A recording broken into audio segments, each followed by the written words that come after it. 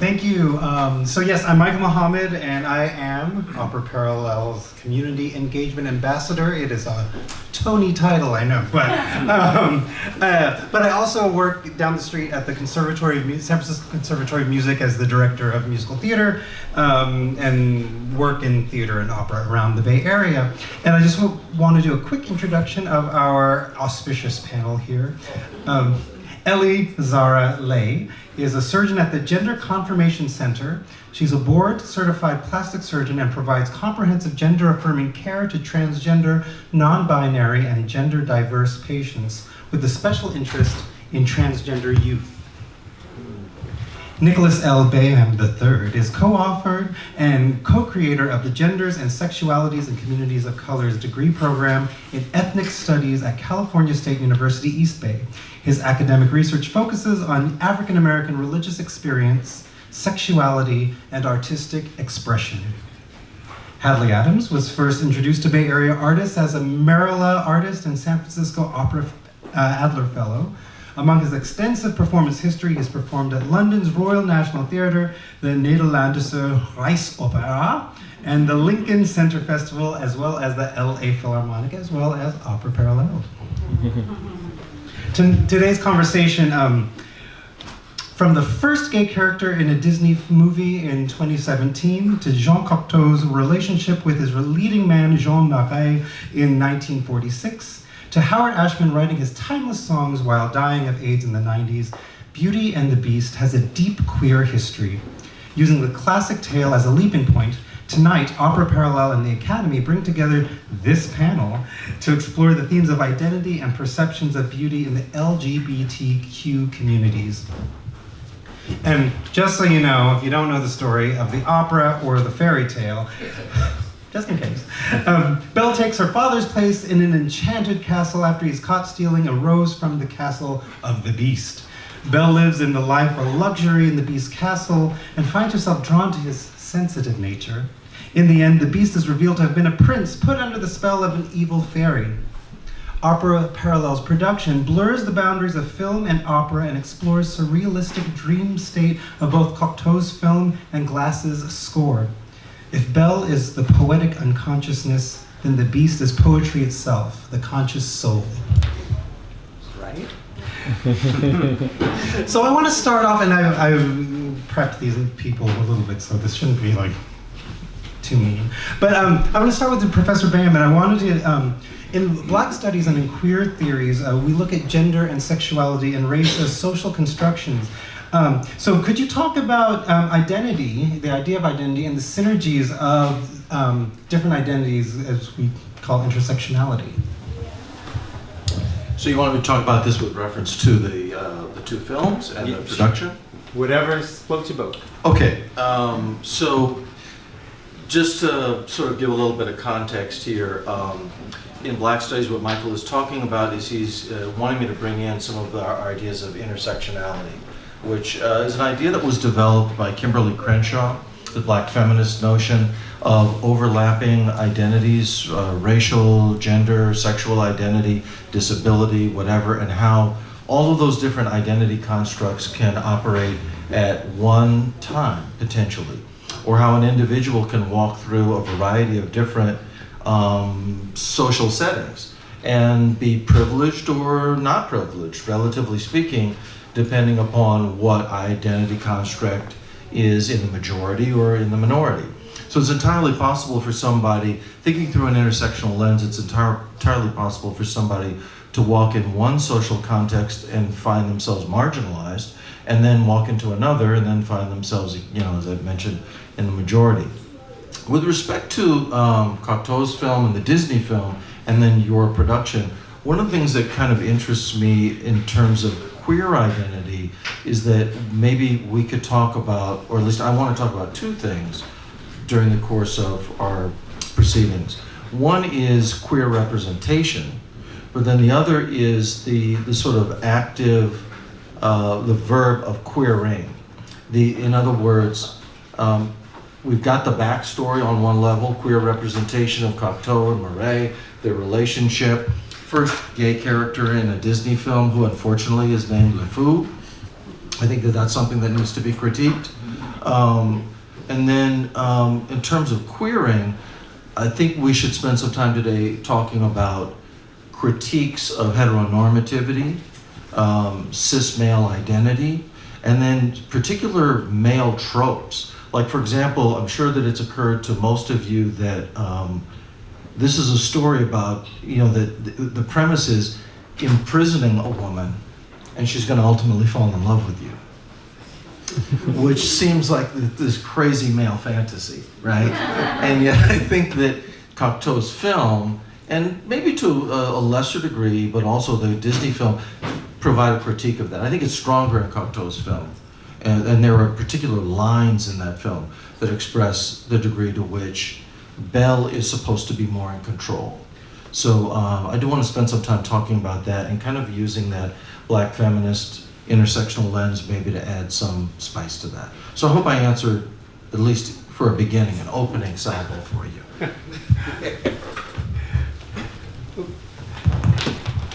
I mean, I think so. And I want to throw it to Dr. Lay. When we're talking about trans and non-binary persons and how identity and versus the assigned sex at birth, whether AFAB or AMAB, assigned female at birth or assigned male at birth, as is starting to be more in the lexicon. I'm curious how your work falls into that as a physician who is helping people with having their physical identities and their conscious states intersect. I just wanted to say that I never really thought of Beauty and the Beast as someone imprisoning a woman, hoping to get her at the end. But It does happen. It does happen. It's just like it reminded me of Julia Roberts, being a hooker. Yeah, exactly. And we watched that with the kids, and at the end, everybody was like, "Oh, that's so sweet." We completely missed the backstory on that. But anyway, so yes, I'm a gender surgeon. I'm a plastic surgeon, but I specialize solely on gender surgery. And I think one thing that I must say is that, of course, I'm a surgeon, right? So I physically help my patients align their bodies with their identity. And so, but not every gendered person, I'm just gonna say gendered person as anyone who's trans, non-binary, gender non-conforming, gender expansive, agender.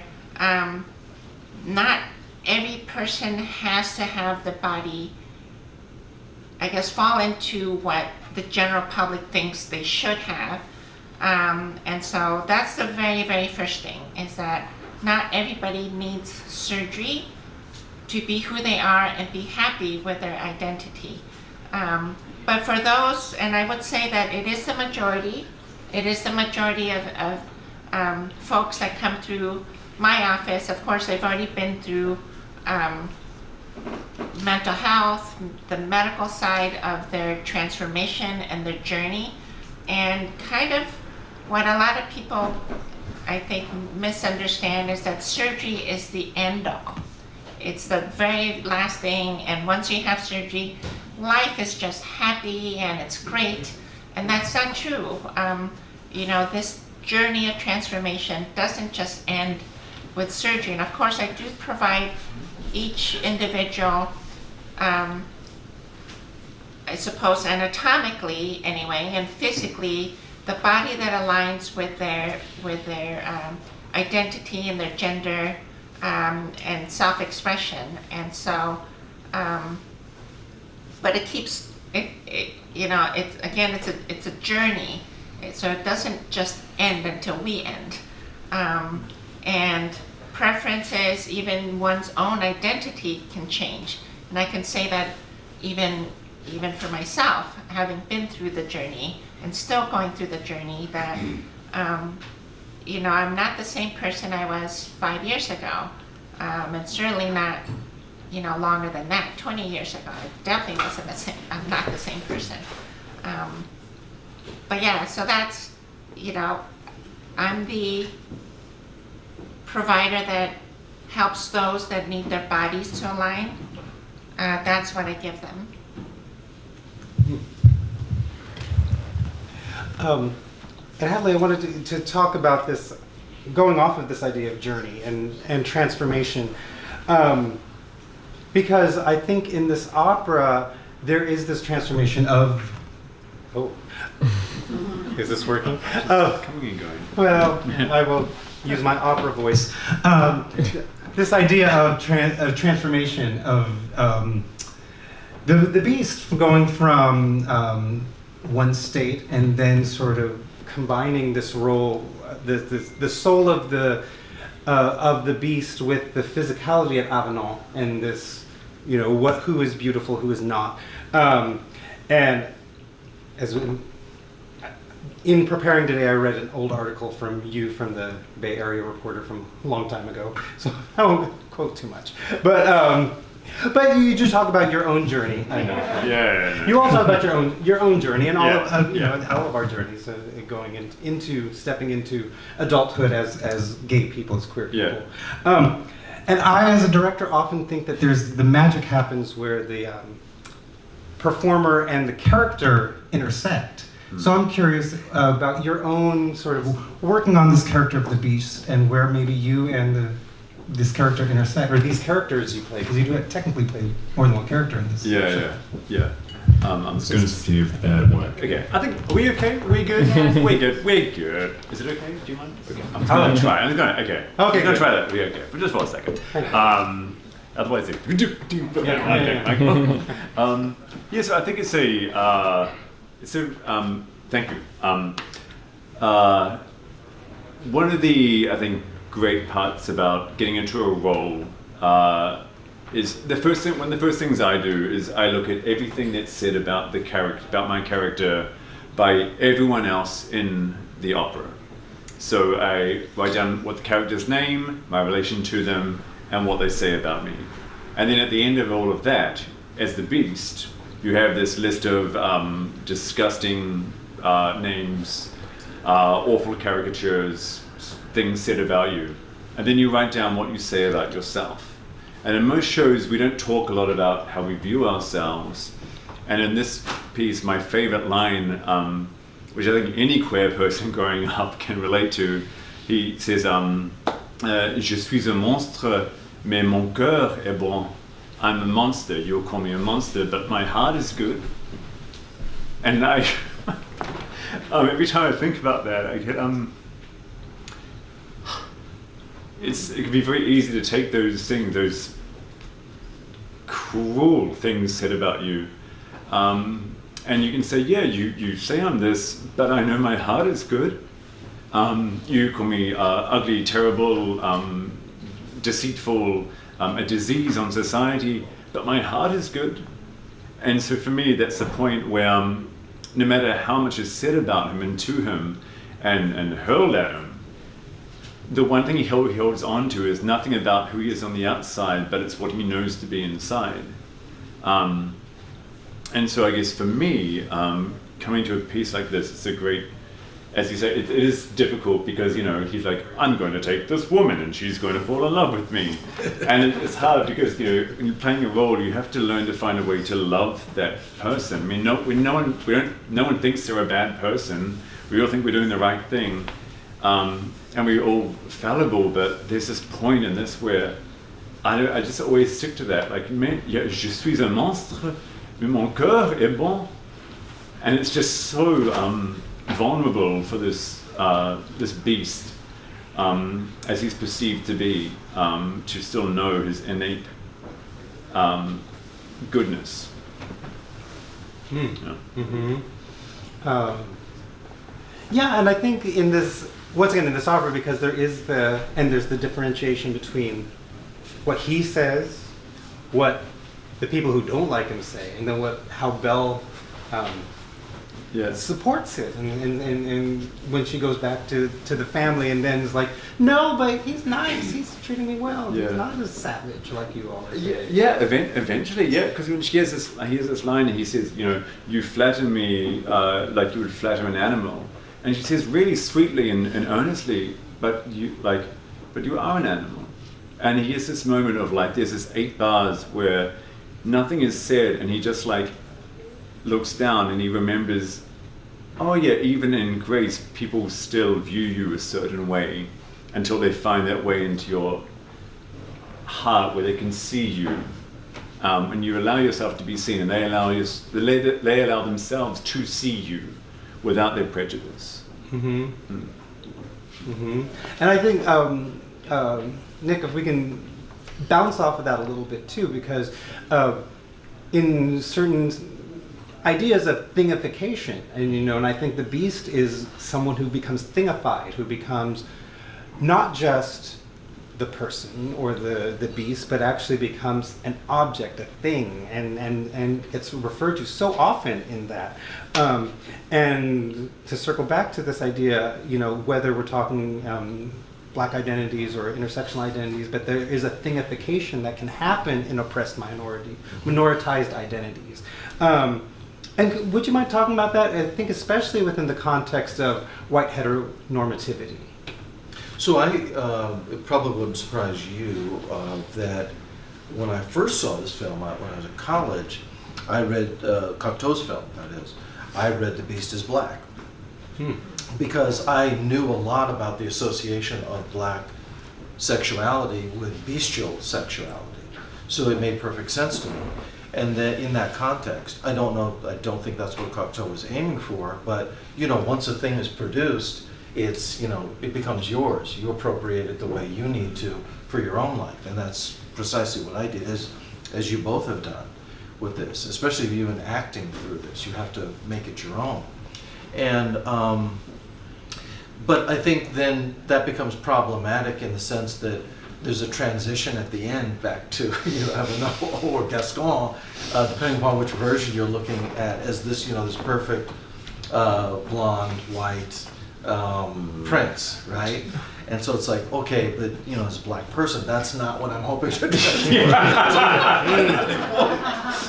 But I think it's also possible to think about thingification a lot in both the Cocteau version and the Disney version, because there are so many animated things in the piece.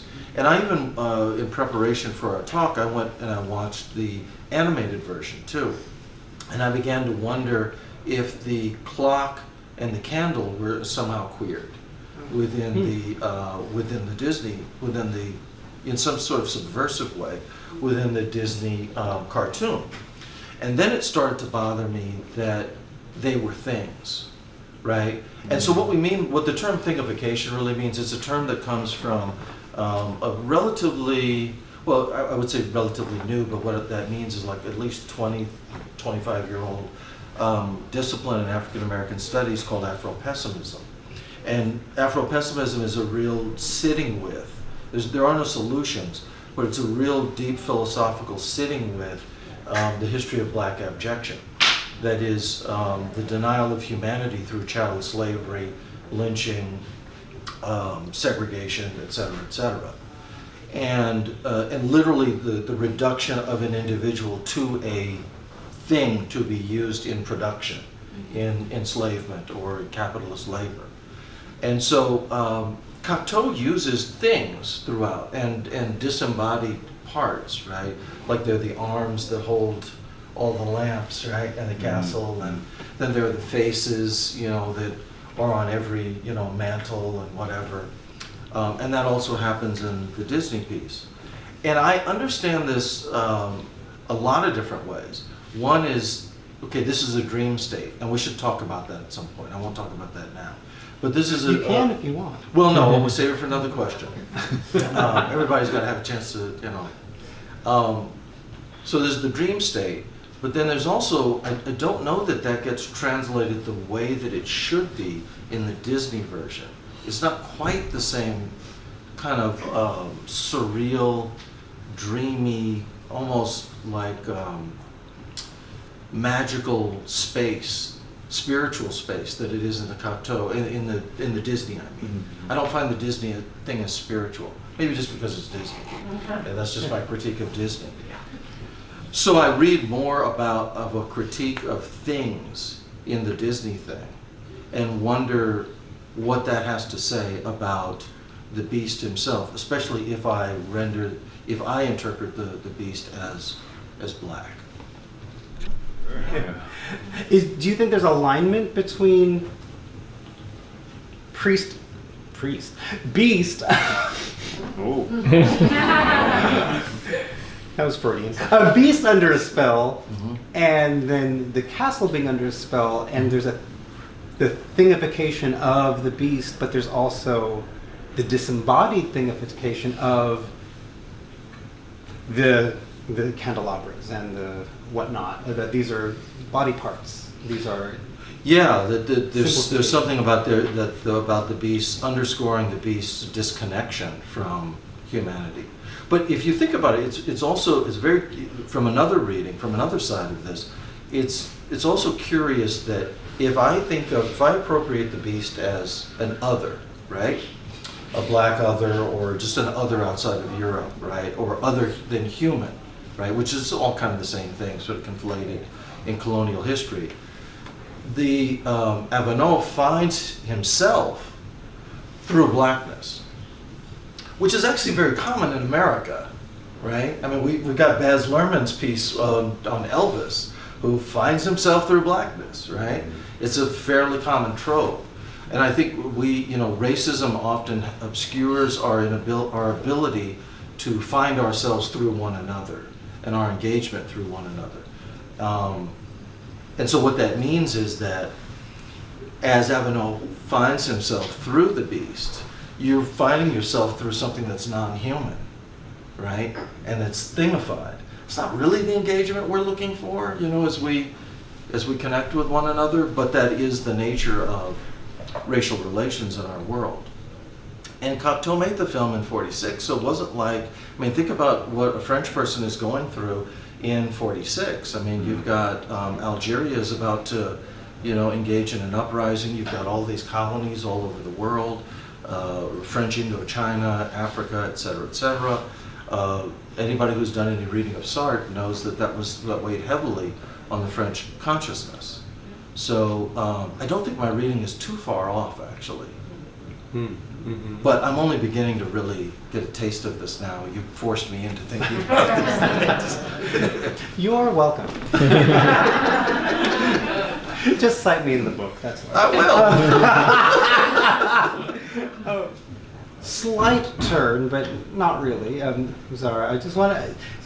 There's this thing, this dreamlike state. This state of possibilities, and you had started to talk about this before, but I would love for you to talk a little bit more about. I think it's easy and it's almost controversial in a certain way to talk about the binary and binary identities as far as gender and sexualities go.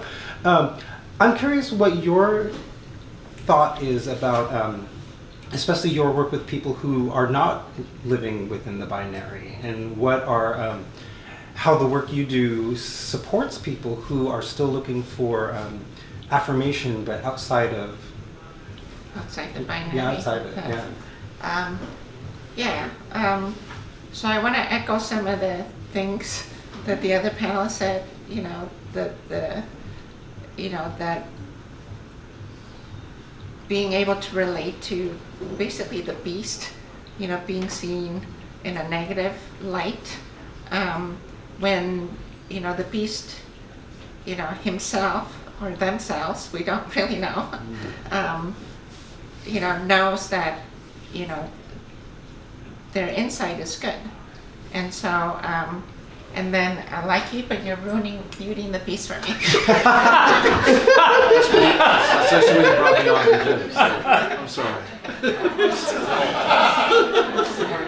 So in college, Beauty, this is my generation, Disney Beauty and the Beast. It was my most favorite film, and it happens to be a cartoon, but it is because I related to the Beast, being, who I am, and I just, myself felt like the monster, and in many ways, outside of work, I still feel like the Beast, where people judge me for being transgender, and, when I know that my inside is good.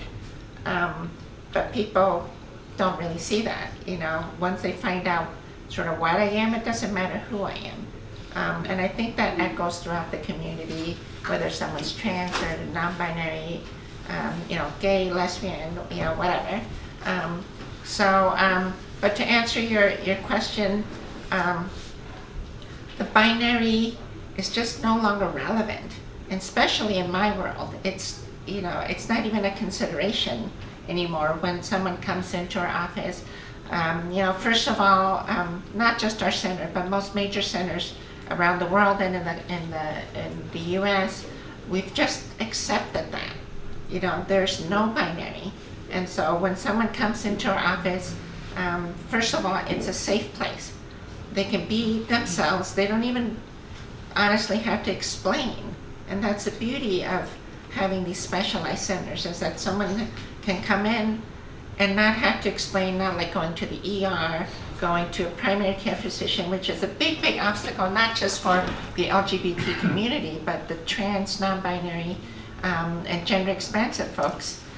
It can be very difficult, and they can face discrimination even in the healthcare system. And so by providing them that safe space to be who they are, but then having the surgical options, again, falling back to what I do, having all the different options and being able to talk through it and be able to tell the patient that this is possible. And it's not weird, it's not crazy,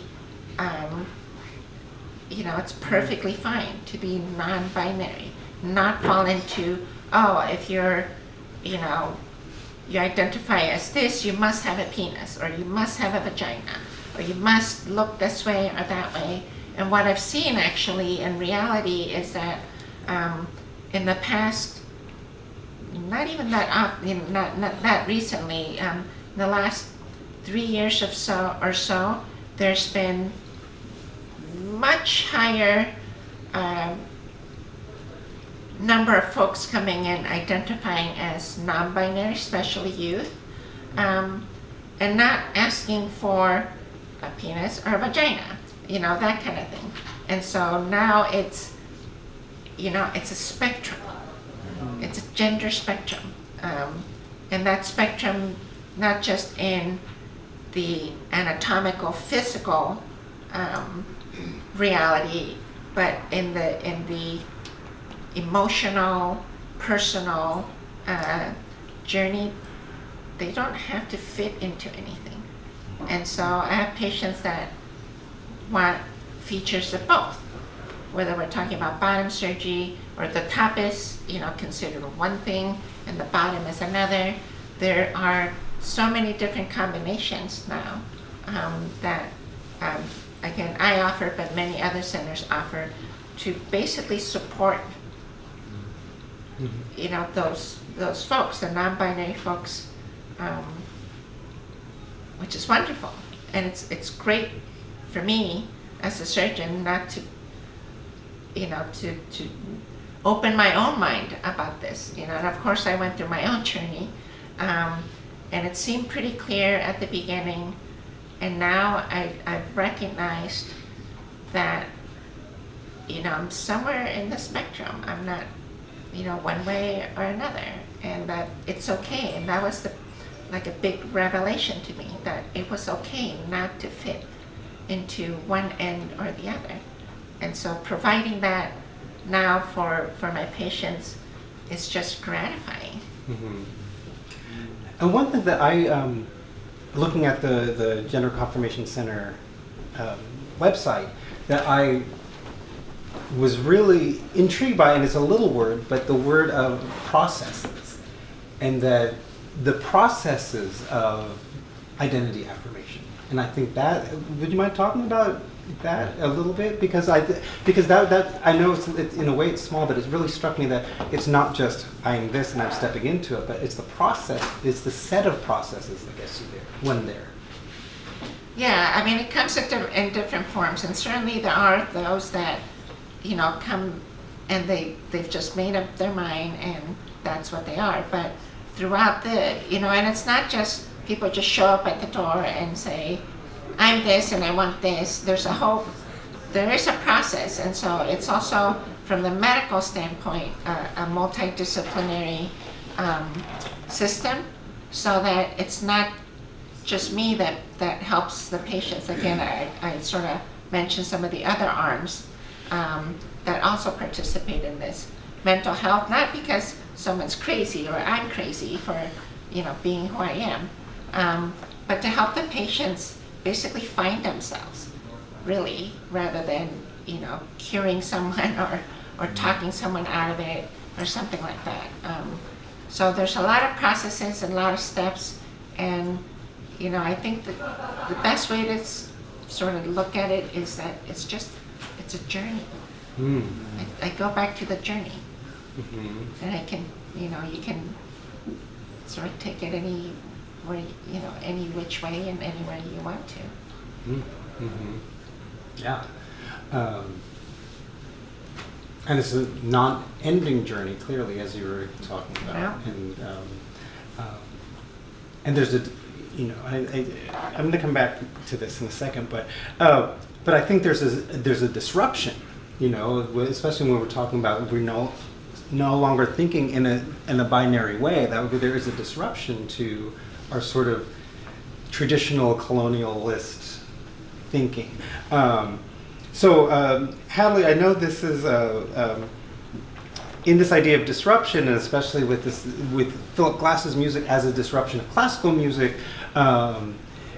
this silent film adding voices back in idea is a disruption to how we think of opera can be made. Can you talk about the process that you all have been going through in creating this piece so far? Because it's clearly a disruptive piece that way than our friends working down the block at SF Opera. Who we love. And you are clearly a star of the San Francisco Opera stage. Stop it. But I know, right? But also, but the, you know, it's just a different It's process. different, yeah. No, it is like a disruptive form of opera, I guess you could say, the way we're doing this here, which I think we need more of. Like, I think it's easy to look at opera as the grand old dame, and you know, you go to the opera house, you sit for 4.5 hours, and you clap at the end, and that's lovely, and that can be a great thing. But opera, like any genre, like literature, like poetry, like novel, like film, it evolves, it breathes, it moves. I mean, seeing a film at Cannes Film Festival would be beautiful, but seeing sing-along sounding music at the Castro Theatre can be just as fun. I mean, we have different styles of film, and opera, this is what the form needs. And the way Opera Parallèle has framed this production is not just the way the piece is usually done, where the film is playing and there's an orchestra and we're in the pit. I hesitate to speak for the company, because it's such a revolutionary way of mounting this work. It is truly a world premiere in the way this piece is being performed. There is live action. We are in the Cocteau estate has allowed the company to scrub the actors from the film at certain points to put us into the original film. This has never been done before. Like our score says Philip Glass ensemble only. This is the first time Philip Glass, on the strength of Opera Parallèle's work, on his work in 2016 and in 2011, has said, please do this piece. Be the first company, literally guys, in the world that is not the Philip Glass ensemble to produce this work in this way. It is a world premiere unlike anything I know I've ever been a part of. So I mean, I think that really sums it up. It is new, it's revolutionary, it is form breaking, and in my small part. I mean, Brian, our director, sent me. We had a chat with Vanessa, who's playing Lavelle, and I late last year. And sent us this Google Doc, which was the most complicated thing I've ever seen in my life, which kind of showed how many years we've been working on it. Like, they divided the 19 scenes into 4 scenes of each scene. And so, like, in minute 1 to 1.1214, we only have you here, but this is going to be live, this won't be live, this will be done on the screen, you'll be scrubbed into the screen, she won't be, but you will be. There's like 84, it's astounding, really, and I feel very, very blessed and very privileged, and a little bit confused. But it's truly, it's a world premiere, and like opera has had the chance to be before, truly. Well, and the thing, as you're saying, because there's a desynchronization that happens and a resynchronization that happens. And so what is that when you're shuffling those pieces back together? That's got to be maddening. It's astounding. It's new. It's revelatory. You feel like, I know, you get a role in opera, you do it, you arrive day one, you start singing, you rehearse, you do it. The form is new. The style is new, the structure is new. We are learning as we create.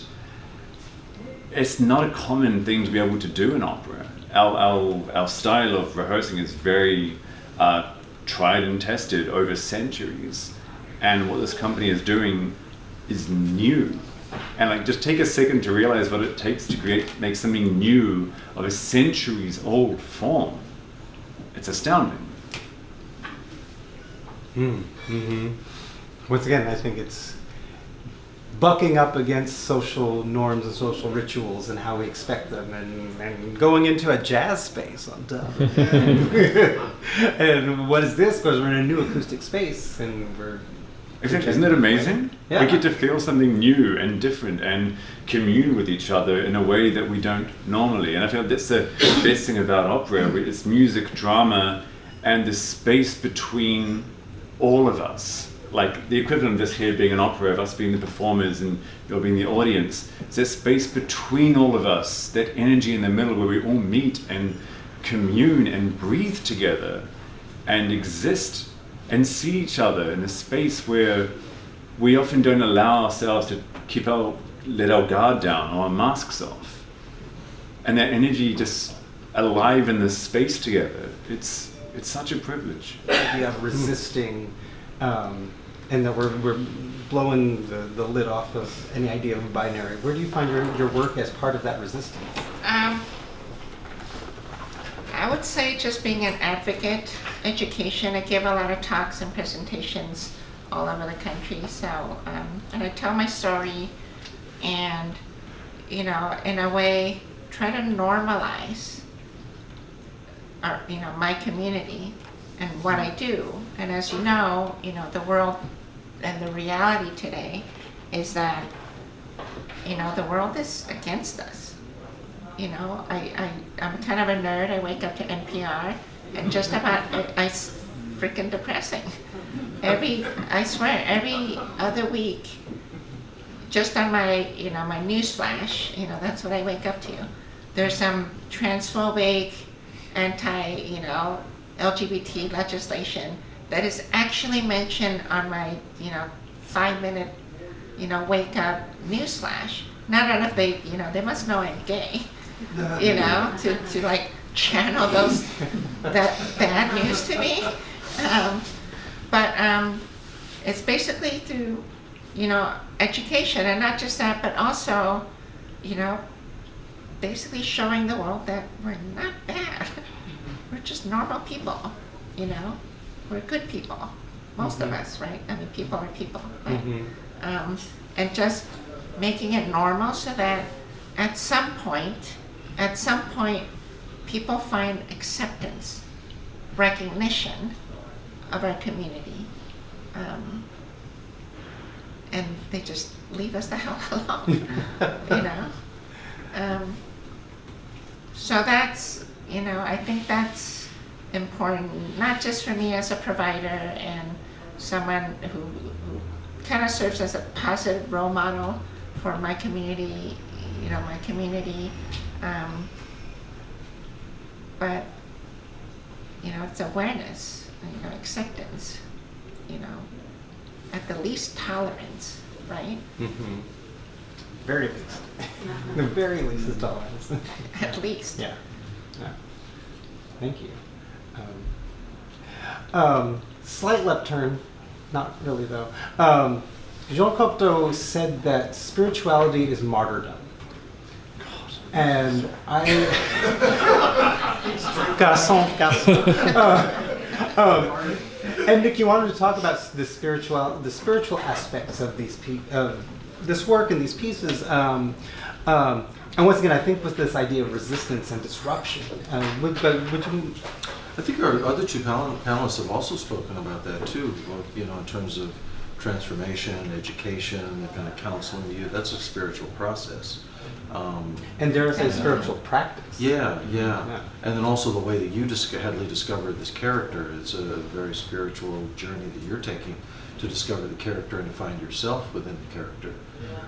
What I was thinking after rewatching the Cocteau film is so it's surrealism, right? And the idea with surrealism is that we're supposed to be able to tap into the unconscious. And in many spiritual traditions, there's a notion of finding yourself through the dream state. Some traditions are better, obviously, in the Western tradition, because that dream state is deeply connected to the natural environment, too. So there's a oneness of everything. Tempting the circle of life, right? It's not that. It's much more serious than that. But Don't ruin that for me. yeah, I'm gonna try. Anyway, so that's not too problematic for me, because I think what Cocteau is talking about is having to make that journey. And interestingly, before I revisited Cocteau's film, I had this impulse to watch Black Orpheus with my son just a couple of days ago, and that journey from this world to the next and back in pursuit of love, and showing that continuity and how you can make that journey back and forth quite easily is fascinating to me. So that answers that. And the opera Parallèle doing the Orphic trilogy. Well played. Right.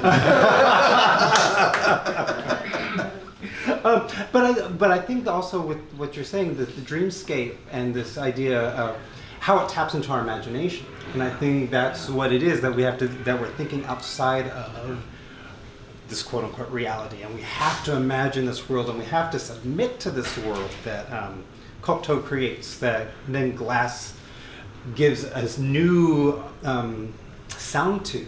And then how do we sort of submit to that, and how do our imaginations get sort of engaged because of this, especially the synergy of these pieces together? I mean, sometimes, Michael, you have to. I think Hadleigh, you referenced this too. Sometimes you have to be able to disassemble things, and sometimes slightly decontextualize them and put them in another context in order to be able to see what the total truth of something is. So. I see surrealist film, surrealist art as trying to accomplish that goal. Mm-hmm. And then with this idea of imagination and surrealism and this dream state,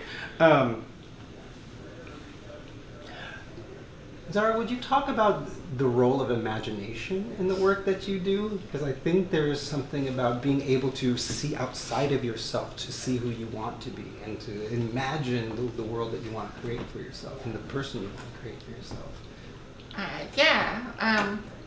I mean, certainly surgery has its technical aspects, right? I wish, and sometimes I even tell my patients, I wish I could do magic. I wish I could just, give you the real parts that you should have been born with. But of course I can't. And so imagination, but also creativity. And that's the beauty about the field of plastic surgery in general, not just gender surgery, but it plays a really important role in gender surgery in basically making such a drastic transformation for our patients to start with one thing and end up with the complete opposite it's still to this day, occasionally I catch myself going, oh my gosh, this is possible, this is what I'm doing. And not just that, but also where I am as well. But I basically try to make the best version of what the patient wants, given what I'm starting with. So, and that's the best I can promise my patients. I have so many patients literally cry when I come see them the next day, or they come, depending on what I'm doing, they come back the following week, and they are so grateful. So grateful, because they have waited sometimes a lifetime. I've done patients as old as in their 70s, and they've waited their entire life for this. And so it's just great. I'm so lucky, so privileged to be in this position. But it's very transformative.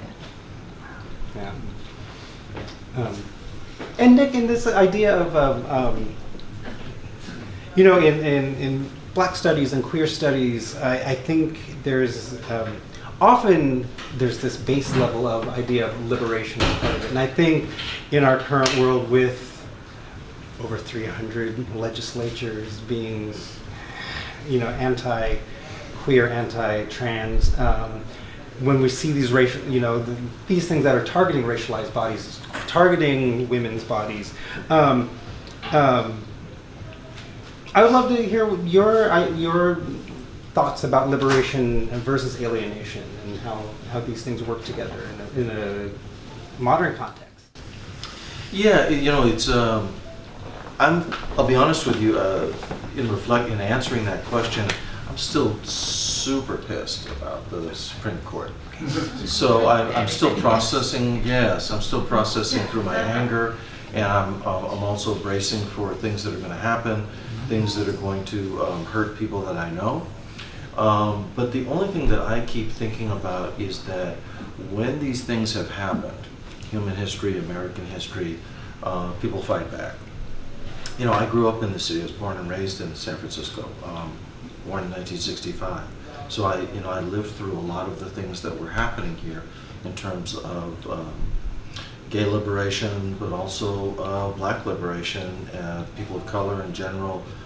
My parents went to San Francisco State, and then there was the explosion of the discipline that I work in now, in ethnic studies. I do think that there's in terms of the repression that we're facing, I do think it's entirely possible that you got 6 people on the court who are fighting a holy war and they've overstepped. They just don't know yet that they've overstepped. And they won't know that they've overstepped until they realize that they've launched yet another civil rights movement in this country. And I think that's around the corner. Because one of the things that's interesting to me about, I think we all grew up with this notion that there would be this upward movement of progress, right? We never really thought about it as progress, and then, we go back down to, the 15th century or some nonsense, or interpreting the Constitution as though it were still 1868. It's like, those rights weren't prescribed. I don't know if you guys read Thomas's concurrence. First of all, he's not much of a legal mind, but neither are any of those people on the court, and you know that. But in fact, it was interesting to me that Ketanji Brown Jackson has more experience than any of the last 3 put together, and she got a really rough time. But they still put the drunk rapist on there, and all these other people. Okay, so. They're locating this decision, turning back Roe v. Wade, which they're going to do around gay marriage probably, in the rights that existed in state legislatures in 1868, when the 14th Amendment due process came into being. Why? I'm not living in 1868. I do not want to live in 1868. Slavery's over, but 3 years, right? I don't want to be in that era. None of you want to be in that era. They don't get it. and they don't understand this as a living document. They don't understand that this society isn't the same society that we had in 1868. There's going to be significant pushback. And I think that we could see, I don't know if I'll live through all of that. I hope to, right? Because I think that would be very exciting. I'm super depressed now, but I am waiting for a moment where I can be excited about more people in the streets, about complete change and a teardown of this order. I think it's really something, especially I'm thinking a lot about maybe the young people that you deal with, to grow up in a world like this where things like this about your identity get decided by people who have no business deciding anything. They're out of step. It's not just that they're too old. One can be old and enlightened, but they are not. So it's a difficult thing for me to kind of 100% articulate because there's still so much emotion behind this. I think I need a few more months to really process through some of it, but I know something's coming around the corner that I think we will all be excited about, and I think we will all be probably out in the streets together about. We were discussing this the other day, actually yesterday, how the thing I found hardest in this role is I like him far more as the beast than as the prince at the end when he comes back and it's kind of, oh, it's me, don't worry, I'm very handsome and very white, and look at my nice clothes. And we've all kind of struggled with it a bit because like we fell in love with this character who shows his innate goodness and who he is purely in his words and actions and deeds, and not through how he's viewed. And so we've actually all struggled with that in a bit, and we're finding a way. And luckily, the way the company is staged this, it's Vanessa and I who are acting this fully at the end, and the original characters are no more. So I get to bring that. You almost hesitate to use the word beast anymore because it sounds so ugly, but that heart and that soul forward to the end of the piece. And he says, yeah, the beast is no more, but he has that goodness, that innate goodness and character of who he is, that he carries through into this almost new character, into a world where he's able to be seen for his goodness and his light and his love. And he takes Belle with him, and he gives Belle's father like his health back, and the evil sisters are punished, and these characters who have fought for goodness their whole lives are rewarded for that. And so I think for me, at the end of the day, it's about mon cœur est bon, but my heart is good. And what does it mean when your heart is good? And for me, that's the end of that's the show. Mm-hmm. Yeah. And at the end, at least in the movie, the last thing we see is them ascend. Exactly. Whether you take that in a surrealist way or we take it in a literal way, they Mm-hmm. ascend.